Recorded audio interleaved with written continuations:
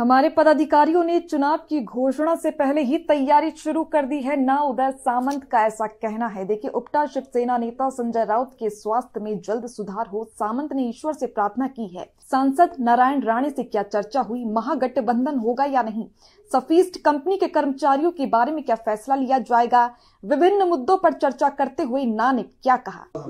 एका वॉर्डमधून इच्छुकांची नावांची गर्दी जास्त दिसते, कशा प्रकारे तुम्ही हाताळणार अशा कार्यक्रमाला? माझ्या समवेत शिवसेनेचे उपनेते सदानंद चव्हाण साहेब देखील उपस्थित आहेत, संजय कदम देखील आहेत, जिल्हा प्रमुख देखील आहेत। आपल्याला सगळ्यांच्या लक्षात एक आलं असेल की कार्यकर्त्यांनी निवडणुकीची तयारी ही आम्ही सांगायच्या अगोदरच सुरू केलेली आहे। एवढी कार्यक्षमता आमच्या पदाधिकाऱ्यांमध्ये आहे। प्रत्येक प्रभागामध्ये, प्रत्येक जिल्हा परिषद गटामध्ये, पंचायत समिती गणामध्ये प्रचंड गर्दी आहे।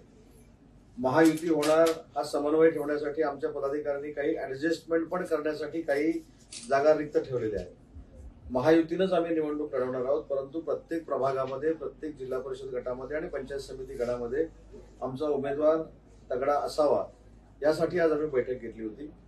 या मतदारसंघामध्ये स्वतः सदानंद चव्हाण साहेब आहेत, त्यांच्या माध्यमातून जे काही निर्णय घ्यायचे ते आम्ही घेणार आहोत।